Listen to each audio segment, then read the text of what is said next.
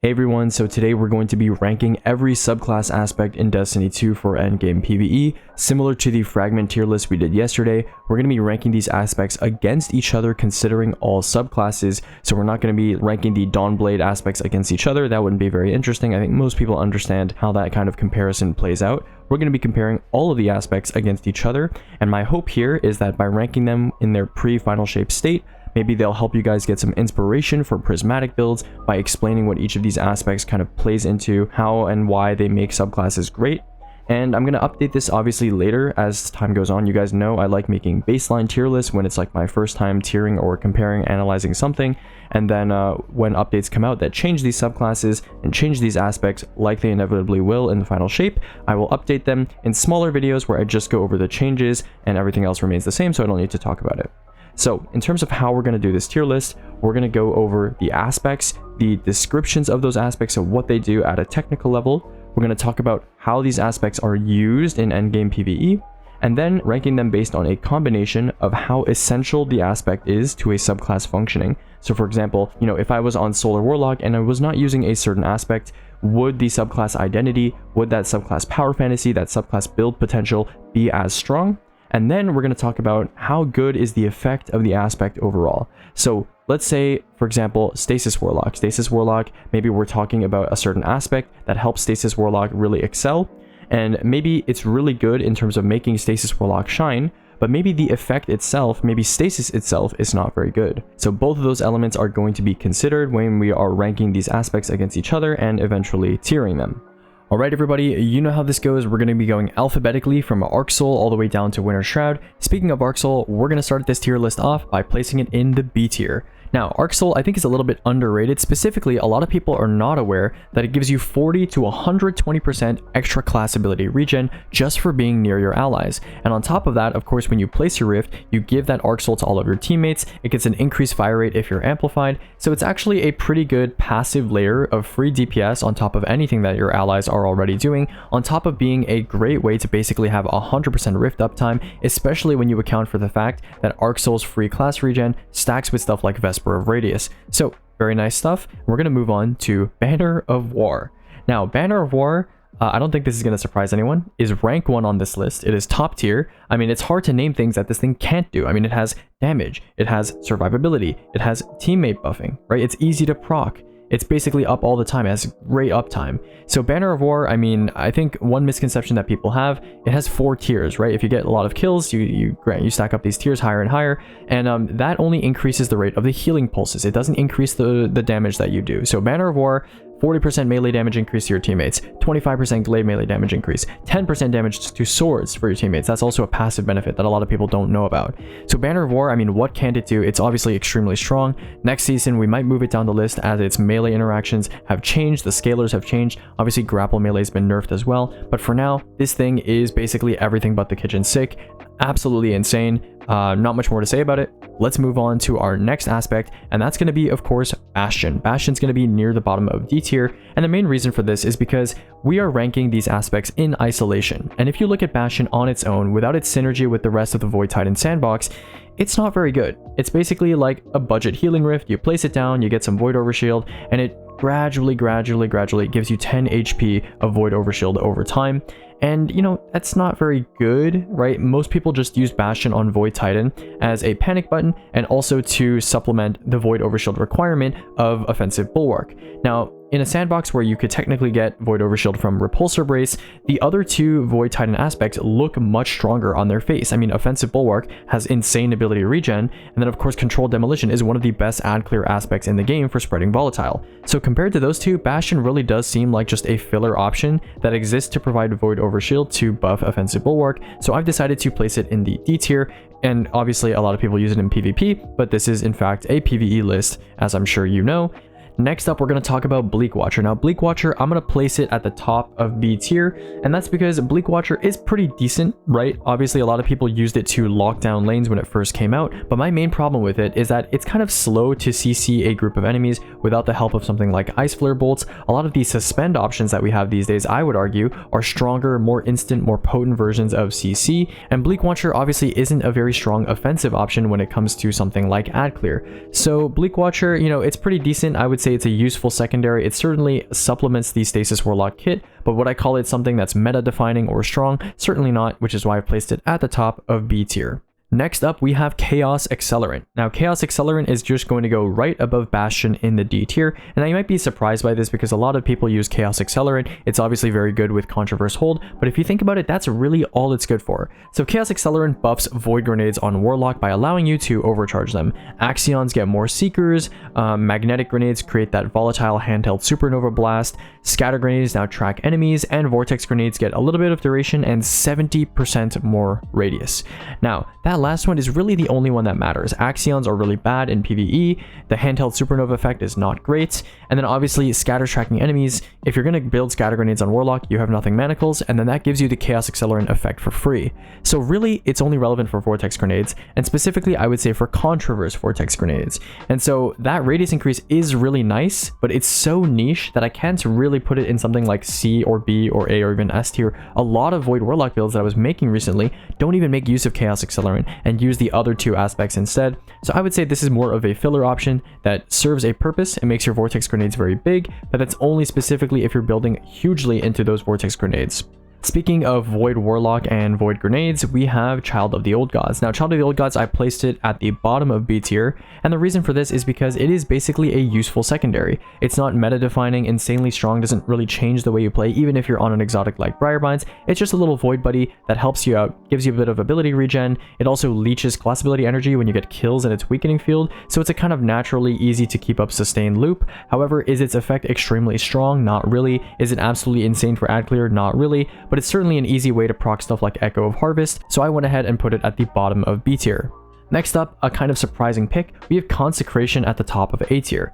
Now, Consecration, compared to the other power melees on this list like Howl of the Storm, Tempest Strike, etc., Consecration is really, really good. Not only is Consecration the best user of Ember of Searing, compared to stuff like Hunter, where Knock 'em Down gives you your knife back anyway, and Warlock, where being in the air just gives you your melee back anyway on Heat Rises, Consecration absolutely loves the extended melee energy regen that's given by these solar fragments, and it's very strong in exchange. It does some of the most damage that a melee ability can do, ignoring stuff like grapple melee and shield bash, and it's just absolutely insane. It's like shooting a rocket into a group of ads, except for it uses your melee energy instead. So it's absolutely very, very strong pick. It transforms Solar Titan so much to the point where people even give up essential aspects like Roaring Flames to take this instead. I think Consecration has really turned it around for Solar Titan after that mini hammer nerf. It's absolutely a great melee aspect that I think more people should get invested in because of how strong it is. Coming up at the top of A tier is going to be Controlled Demolition. Now, Controlled Demolition, the OGs know, this is one of the strongest ad clear aspects in the game. The fact that you can use a single Void ability or something like Destabilizing Rounds and infinitely chain Void Explosions, Void Volatile Explosions. On top of that, you get 90 HP to you and your allies within something like 40 meters whenever you trigger any Volatile Explosion. Not even a Volatile kill, but a Volatile Explosion. So this has excellent sustain, it is excellent ad clear, very easy to infinitely chain and keep up. It's not even a gameplay loop, you just shoot the enemies, and the Volatile just does the work itself. So very, very strong aspect. I'm going to go ahead and put it in the A tier. Obviously, Void Titan is not hyper meta right now, so this might be a surprising pick to some of you, but I think if we're ranking aspects individually and honestly, I think it does deserve to be in the A tier.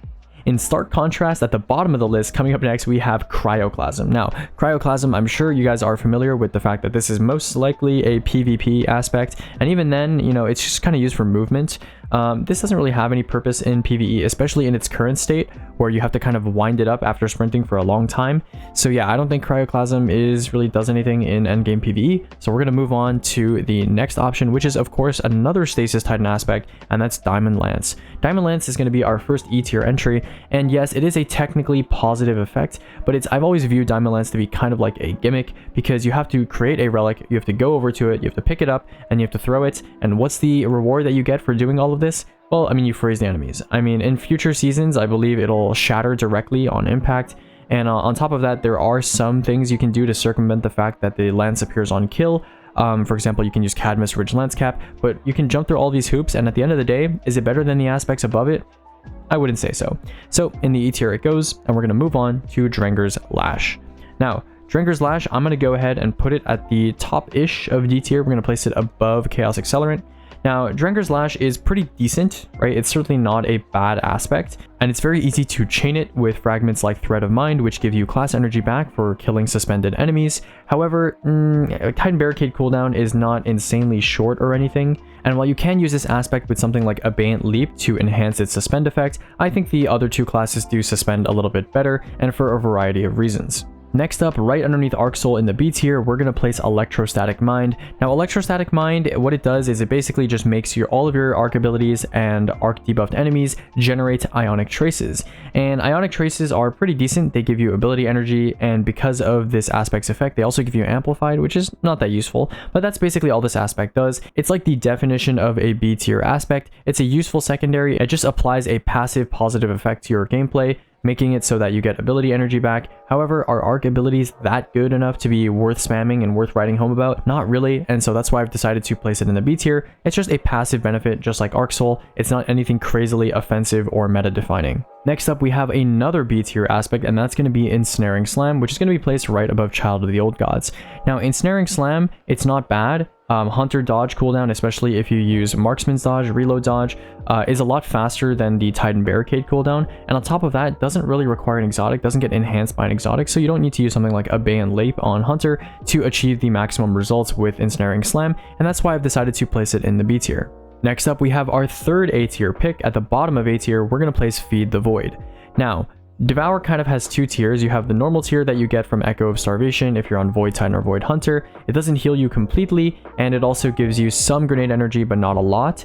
Feed the Void gives Warlock access to this enhanced Devour, which heals you completely and also gives you a lot more grenade energy. Obviously, Warlock is a very grenade sensitive class, so this is a great thing for Warlock. On top of that, it allows you to get Void ability kills to start Devour, which is also excellent because sometimes picking up an orb is not necessarily the best option. You have to kind of risk yourself, maybe go into enemy fire. Now you can kind of just snipe enemies with your grenade or finish them off with your Pocket Singularity melee, and you'll get Devour, and that's why Feed the Void is at the bottom of A tier. It's a great sustain option, and of course it feeds even more into that grenade gameplay loop that Warlocks are so fond of on Void.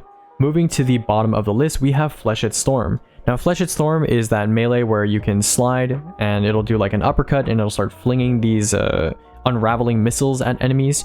Flechette Storm is pretty bad though. These missiles do very little damage for the most part, and even if you do the ACD 0 feedback fence build, which uses melee kickstart, it's still pretty bad, especially after the kickstart changes. And so I think you're literally better off not running this aspect or running a completely different aspect, because it's kind of a waste of your melee energy. Frenzy Blades are pretty strong. They stack pretty well with stuff like 1-2 Punch and Banner of War, so I'd much rather you use that rather than using Flechette Storm to jump in the air, expose yourself, and do very little damage, especially in endgame PvE activities where you're under light. Now, Flow State is going to be placed at the top of D tier. Now, a lot of people use this aspect without really knowing what it does because it's not Tempest Strike. What it really does, though, is mostly three things. When you kill jolted enemies, you get amplified. That's not really that useful because you're amplified all the time on arc subclasses, so it's not super valuable. But while you're amplified, it gives you some nice effects. It triples your class ability regen, which is really nice in case you lose your dodge and you don't have a melee. It gives you 50 reload and a reload duration scaler, which is really nice. You know, Amplified doesn't by default give you reload. A lot of people think it does because when you play Arc Hunter and you're Amplified, you get really snappy reload, and that comes from this aspect.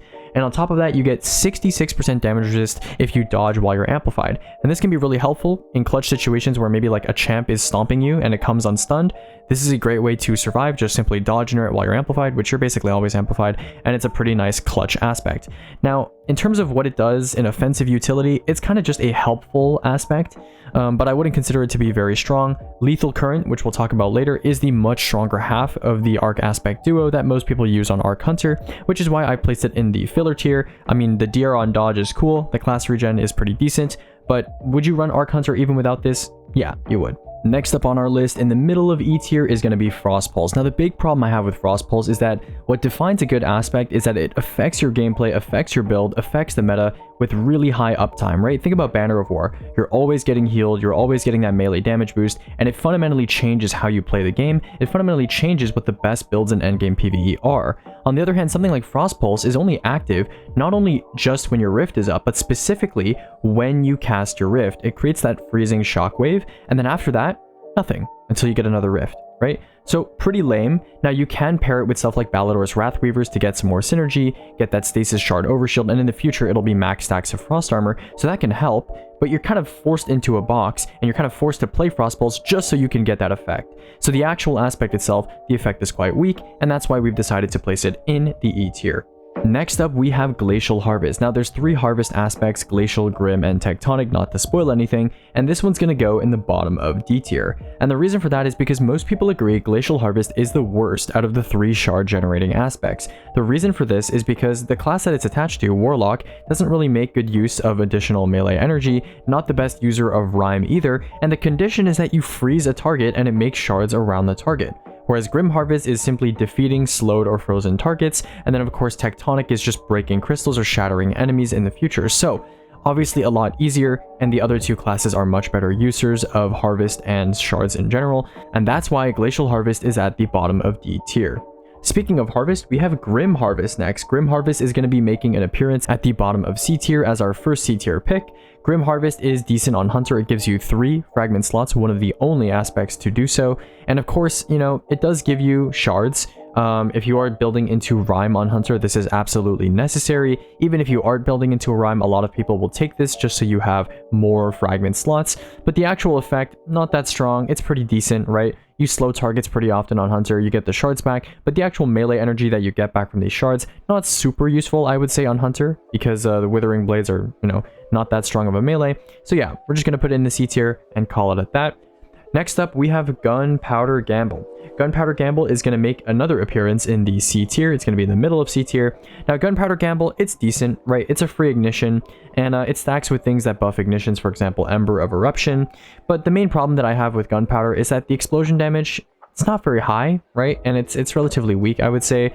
Sometimes it can be annoying when it like replaces your healing grenade by accident, and a lot of the time I tend to prefer the additional fragment slots and the quality of life from the extra reload on something like On Your Mark instead of Gunpowder Gamble. Now, there are instances where I think Gunpowder Gamble is better than On Your Mark, but those instances are less common than I would like, which is why I've decided to place Gunpowder in the C tier. Now, next up at the bottom of S tier is going to be Heat Rises. Now, this might be a bit of a surprising placement to some of you, but Heat Rises has 2 very strong effects that I'd like to point out. First of all, Heat Rises regenerates melee energy at an insane rate if you get airborne kills, on top of the fact that you can run stuff like Searing, Benevolence, Fire Sprites, etc. So you're already getting some passive regen from healing your teammates and scorching targets. This will get you your melee back in a pinch, which is obviously very useful for builds like Sunbracers and Winter's Guile. On top of that, Heat Rises enables Phoenix Dive Restoration, which I would argue is the most important ability component of Warlock recovery and sustain builds. Heat Rises, diving, and getting Restoration ×2 and extending it with Empyrean works on Sunbracers, works even without any exotic at all, and Heat Rises is what makes all of it possible. Pair this with the fact that of course you get 2 Icarus Dashes for movement, as well as being able to reload twice on Rain of Fire very quickly. It becomes very apparent as to why it is at the bottom of S tier. Coming up next at the top of C tier, we have Howl of the Storm. Now, Howl of the Storm is one of the better charged melee aspects in the game. It basically makes it so that your melee on Stasis Titan is not practically useless. It makes it into another Glacier Grenade. On top of that, Howl of the Storm does trigger a lot of melee effects. It counts as powered melee damage anytime you break one of its crystals and hit something. So it triggers Whisper of Impetus, it triggers ACD0 Feedback Fence, it triggers melee Kickstart. So there's a lot of potential synergy built into this aspect, on top of the fact that just spamming crystals on a subclass with Tectonic Harvest is obviously very useful, and in the future when Frost Armor is dropped from these Stasis Shards, this will be even more helpful to really stack up on that damage resist. Another Warlock fan favorite is up next, and that has to be Icarus Dash. Icarus Dash, we're going to place it at the top of E tier. Now, this might be a surprise to some of you, given that I'm a speedrunner, and of course I do like Icarus Dashing, but Icarus Dash, in terms of the effect of the aspect itself, I have taken into account for the fact that Icarus Dash can be useful for movement and dodging things, dodging abilities, or getting yourself out of a sticky situation. I've definitely noticed that my survivability can go down on Warlock when I don't have access to Icarus Dash to quickly move out of the way of something to save my life. But outside of that, Icarus Dash, I mean, it's used with Rain of Fire, and it does have tier 1 cure if you progress its enemy kill counter within 5 seconds, but that's a relatively mediocre effect. It's just 1 cure stack, it's only tier 1 cure, and so you do notice it sometimes if you're on something like, you know, Heat Rises, Icarus Dash, and Galley, and like a Lost Sector, you'll notice that you get healed from killing a bunch of enemies, but that's technically just, you know, it's a positive effect, but not something that I would consider to be majorly impactful. Our 4th A tier inclusion on this list is going to be Iceflare Bolts. Now, Iceflare Bolts is incredibly strong. I would argue the strongest aspect on Stasis Warlock, just being able to break a frozen enemy, not even kill it, just shatter it, that frozen enemy. It'll create these Iceflare Bolt Seekers that go out and chain to new enemies and just freeze all of them too. This is one of the most potent aspects in Destiny 2 when it comes to crowd control. Just off of one singular freeze, you can break that enemy out and you'll freeze all the enemies around it. It's very, very helpful. It does have an internal cooldown after it makes 5 Seekers, but it is still a very, very strong aspect and one that I would strongly recommend on Stasis Warlock, and one that's just strong overall, even though Stasis is not at its strongest in the current sandbox. Next up, we have another strong aspect, and that of course has to be Into the Fray. Into the Fray is naturally paired with Banner of War. Its two major effects are when you throw a tangle, you get Woven Mail pulses and healing pulses that come from that tangle. You can give Woven Mail to your teammates pretty easily this way, and of course next season when Threat of Warden gets nerfed down to 5 seconds, giving your teammates 10 seconds of Woven Mail using 3 pulses, that can be pretty helpful. On top of that, you also get 4 times melee regen when you have Woven Mail. So this is really, really useful for getting high Frenzied Blade uptime. Frenzied Blade obviously is a triple charge ability, so being able to get this regeneration and having it power up all 3 of your melees with crazy regen anytime you have Woven Mail, which is pretty often on Strand Titan, is very, very valuable, and that's why this is an S tier pick. Next season, that melee regen multiplier is going to go down to 3 times, so it'll be a little less potent, but still undoubtedly a very strong survivability aspect on Strand Titan. Allows you to very easily, off of grapple melees or regular Frenzied Blade melees, get a tangle and increase your survivability a lot without having to pick up any orbs. Back down to the bottom of the list, we have Juggernaut. You'll notice in the F tier there's a lot of PvP aspects. Juggernaut is obviously a PvP aspect. When you're sprinting and you have full class ability energy, it converts it into an overshield, which even gets some damage resist when you're amplified. For the most part, you're going to be running Knockout and Touch of Thunder on Arc Titan. There's not really any reason to run Juggernaut in PvE and waste your class ability energy on basically nothing. So while this is probably one of the better aspects in the F tier, given that an overshield can be helpful, it's still not worthy of being in the E tier, where I would consider it technically positive on the same level as something like an Icarus Dash or a Frostpulse. Next up in the B tier underneath Electrostatic Mind is going to be Knock 'em Down. Now, Knock 'em Down, originally I had it in the S tier, but then after some reevaluation, I realized it doesn't deserve to be that high. And that's because when we're evaluating these aspects, we're evaluating them twofold. Number 1, how strongly do they support the subclass they belong to? And number 2, how strong is their actual effect in the grand scheme of things? And for part A, I think Knock 'em Down does support Solar Hunter very strongly. It obviously increases your Blade Barrage DPS, it makes your Marksman Goldie last longer, and it of course refunds your powered melee if you get a kill with it while you're Radiant, even if that's the hit that gives you Radiant using Ember of Torches. So absolutely an essential aspect if you're playing Solar Hunter. But compared to the other aspects on this list, is the effect really that strong? I would say not really. It's like a useful secondary aspect, it's helpful, but Hunter throwing knives compared to some of the other abilities that we have in the sandbox right now, whether it's grapple melees, Sunbrace or solar nades, even stuff like controlled demolition, is it as strong? I wouldn't say so, especially given that just the base Solar Hunter kit is not very strong when it comes to offensive potency without any sort of exotic support. Knockout is up next. We're going to be placing it sort of in the middle of D tier. It's an Arc Titan aspect, and it has a couple of effects. Number 1, your health regen starts when you get a melee kill. It also makes you amplified. On top of that, you get double regular melee damage as well as 50% bonus to your charged melee damage whenever you have Knockout active. You can also trigger Knockout by breaking an enemy's shield or dealing damage to a target that's under 30% health, and this will give you 100% or double your regular melee damage, as well as a 50% boost to your charged melee damage for 6 seconds. It also considers all of your unpowered melees to be powered melees for stuff like heavy-handed if you have Knockout active and you're punching stuff. Now, what is this aspect actually used for? Well, in neutral gameplay, it's fairly unnoticeable, I would say. Beginning your health regen when you're taking chip damage is almost non-existent. Now, this will be changed in future seasons where you get health on melee kills instead of regen. The health amounts are quite small, though, that were announced, so I don't expect this to become insanely meta or anything like that. But the real play with this aspect is using it right now on, like, Thunderclap builds. Arc Titan is not the strongest melee contender in the sandbox right now. I think Solar and Strand do it better. But if you do want to use an Arc Titan melee build, Knockout will obviously help you there. And certainly it is a better pick than something like Juggernaut, but it does exist just to fill that role of not Juggernaut as a Titan aspect on Arc. Another S tier aspect has to be Lethal Current. Now, for those of you that are not familiar with Lethal Current, Arc Hunter, I'm sure you've seen its OP Combination Blow and Assassin's Cowl Add Clear build, excellent for dealing with majors as well, and the entire reason why that build even works is because of Lethal Current. Now, Lethal Current has 2 major components. Number 1, when you melee an already jolted target, it applies blind. So anytime you have Combination Blow, you simply melee a target twice, and the second hit will blind, which is really useful for stuff like unstoppable champions. It's also useful in general whenever you're hitting a chunkier target. Number 2, anytime you melee after you dodge, you get a jolting long-range aftershock melee, which is the entire reason why the Assassin's Cowl Arc Hunter build works. Without it, you would do no splash damage, you would have a lot less sustain, and you wouldn't have this blinding jolting ability that your melees now provide. And so Lethal Current, it fundamentally changes Arc Hunter and creates this space for Arc Hunter to thrive in, to have that survivability with Combination Blow to repeatedly proc it a lot more often, and to give it some splash add clear potential that it absolutely would not have otherwise. Our next aspect is another F tier pick, and that's going to be Lightning Surge. Now, Lightning Surge, I'm sure you've seen how annoying this is in PvP, but in PvE, you basically expend your melee charge to do a mediocre amount of damage while putting yourself at a large amount of risk in the middle of a bunch of enemies. Now, with Spark of Feedback and the changes to Lightning Surge to gain some more DR next season, this will be a little bit less risky of a play to pull off, but on a subclass with access to stuff like Arc Soul and Electrostatic Mind, are you going to be taking Lightning Surge ever? No. And in the grand scheme of things, is a powered melee that just kind of blinks forward and summons some weak lightning, is that useful in the grand scheme of things? Absolutely not. So that's why this aspect is going to be solidly in the F tier.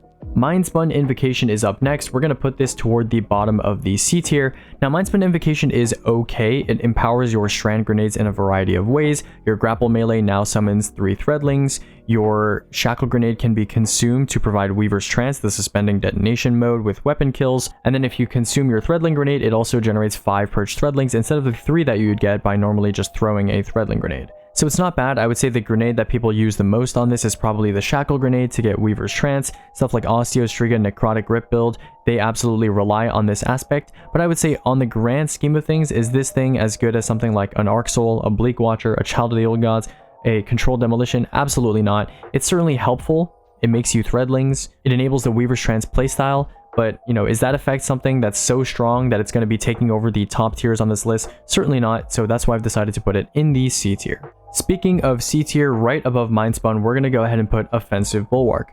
Now, Offensive Bulwark, whenever you have Void Overshield, you get another shield throw in your Sentinel Shield, you get 400% grenade regen, which is the same as Benevolence, you get 100% melee damage, you get some melee range, and you get that unpowered conversion that I was talking about earlier on Knockout, where anytime you have Void Overshield, your melees will count as powered melees for stuff like Heavy-Handed.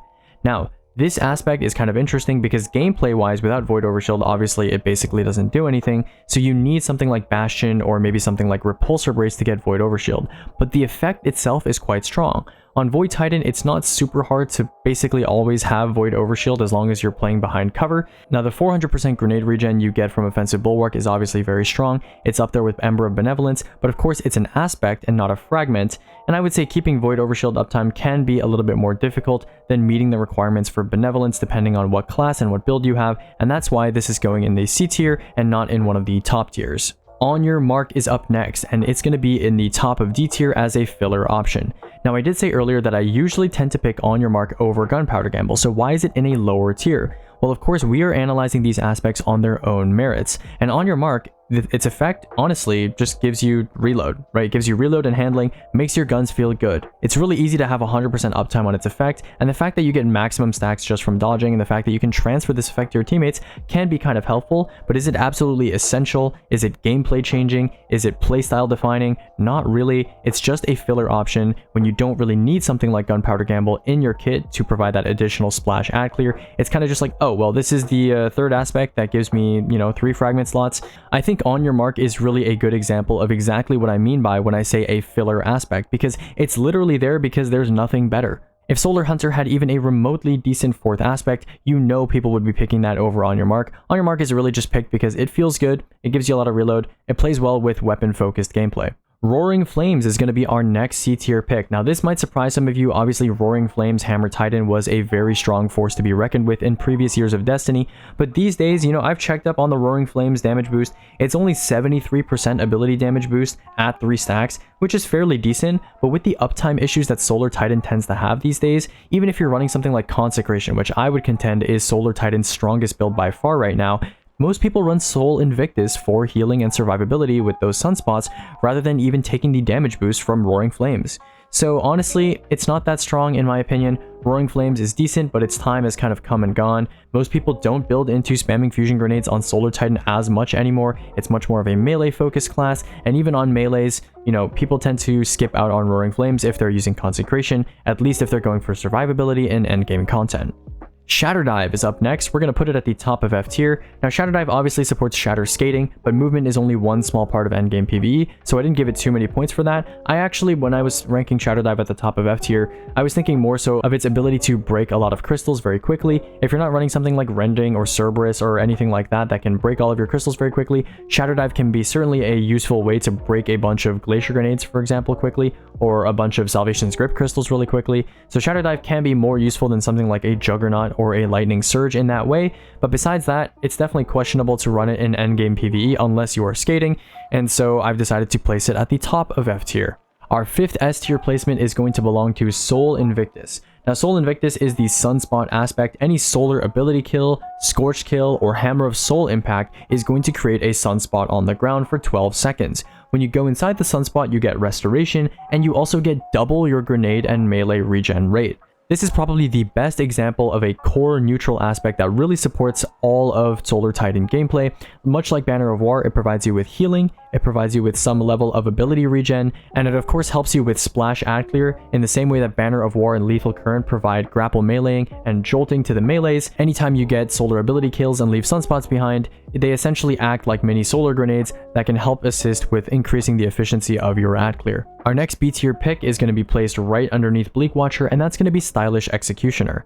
Now, a lot of people do think this is the strongest invisibility aspect on Hunter, but Hunter unfortunately is kind of just that on Void. It's just invisibility, and while Trapper's Ambush and Vanishing Step have been placed lower than Stylish, if you look at the aspects above Stylish Executioner, think about Bleak Watcher, Controlled Demolition, Banner of War, Heat Rises. Do any of them really compare to Stylish Execution? Not really, not really. Even though Stylish is present in some of the strongest Void Hunter builds like Gerfalcon's Hauberk, you know, it's really just an invisibility aspect. It doesn't really offer you that much offensive potential. You know, it's on its own. If we're just evaluating the aspects on its own merits, it's not really that strong compared to some of the stuff in the top tiers. Now, our last Stasis Harvest aspect, it's going to be making an appearance in the A tier right above Feed the Void, and the reason for that is because the main problem with Stasis Shards is that they were annoying or difficult or possibly dangerous to go and collect if you're in any class besides Stasis Titan. And why is that? Well, if you're on Stasis Warlock, you have to freeze enemies to make Stasis Shards. If you're on Stasis Hunter, you have to kill slowed or frozen enemies and then go pick up the shards. If you're on Titan, you can just use Howl the Storm, you can use Glacier Grenades, and break crystals instead of enemies, which can be placed anywhere you desire, even without the presence of enemies, which is what makes Tectonic Harvest so strong. Obviously, Stasis, if you have stuff like Whisper of Shards on, you have Glacier Grenade on, it's very easy to just spam crystals over and over without any sort of enemy interaction, and that's what makes Tectonic Harvest so safe, so spammable, compared to the other Harvest aspects that are available on Warlock and Hunter. Back down to the F tier, another contender for the worst aspect in endgame PvE in the game, and that's of course Tempest Strike. Tempest Strike basically takes up one of your aspect slots and replaces one close range melee with another, and one jolting melee with another. You can already jolt targets with your melee using Lethal Current. You don't need to rely on a specific aspect that replaces your whole melee ability just so you can jolt targets, and the uppercut itself does barely any damage anyway. So basically, you're better off running something like a quality of life aspect like Flow State, and Tempest Strike is pretty much just a questionable decision when it comes to PvE, which is why it's at the bottom of F tier. Our next aspect is going to find its home at the bottom of E tier right above Frostpulse, and the reason for this is, remember when we were talking about Frostpulse, we said that the best aspects in endgame PvE have very high uptime and are constantly impacting your gameplay, and my complaint with Frostpulse was that it's only active when you initially cast your Rift, and then you have to wait until you have another Rift to get more uptime. The same thing applies to the Wanderer. Think about the Tangle conversion aspects on Hunter and Titan. On Whirling Maelstrom, you have constant unravel uptime, and that spinny tangle is really just roaming around the field and doing damage over a long period of time. Into the Fray, you get 3 healing Woven Mail pulses, and on top of that, you have 4 times melee regen anytime you have Woven Mail. Obviously very strong aspects. On the other hand, the Wanderer, it makes a suspending detonation once when you blow up a Tangle.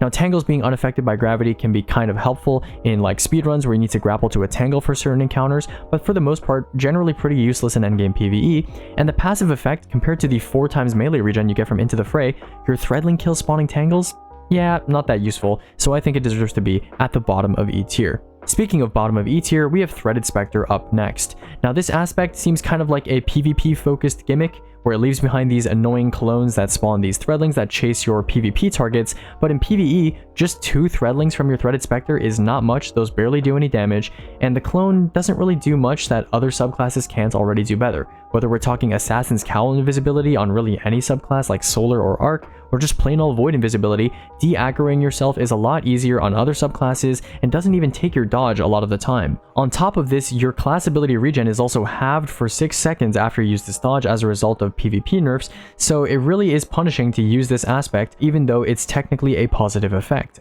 Next up, our rank 2 aspect on this list has to be Touch of Flame. Now, Touch of Flame, unlike the other touch aspects on this list that enhance some of your grenades, 3 out of the 4 grenades on Touch of Flame are actually very useful in endgame content. On Healing Grenade, of course you get Restoration ×2, which can be given to your teammates, obviously an extremely strong enhancement right there. Fusion Grenades, having that double explosion makes them viable for boss DPS as well as just for general content. Fusion Grenades with Touch of Flame are insanely powerful and obviously cause a 2-grenade ignite if you're using something like Starfire. And finally, Solar Grenades. I mean, do I really need to tell you how good Touch of Flame Solar Grenades on Sunbracers are for ad clear? I don't think I need to. Touch of Flame really elevates Solar Warlock to the next level and affects your gameplay in a very, very positive way. Speaking of touch aspects, a much weaker one is going to be Touch of Thunder, which I'll place somewhere near the top of C tier.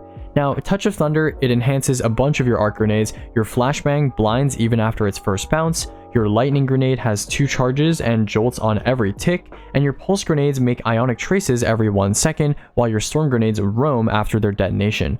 Now, after the multiple storm grenade nerfs that have come with Touch of Thunder, unfortunately the only grenade people really use this on these days is going to be Pulse Grenade. And yes, admittedly, Pulse Grenades are a lot better when they emit ionic traces pretty often, but for the most part, it's really just taken on Arc Titan because there's nothing better to have. If you had other strong aspects like the S and A tier aspects on Arc Titan, you would definitely take them over Touch of Thunder. This aspect is really just taken for builds like Hoyle and Armamentarium, where you're spamming Pulse Grenades, and I mean, what else are you going to take? You're certainly not going to take Juggernaut, right? So the effect is decent. I wouldn't consider it to be like filler. It's definitely core for Arc Titan builds that focus on grenades, but unfortunately it is still a pretty mediocre aspect if we're talking big picture. Touch of Winter is up next, right at the bottom of C tier as Revenant's highest placing aspect. Now, Touch of Winter is famous for making those hexagonal glacier grenade formations, as well as creating those big dusk fields that Renewal Grasp users love so much.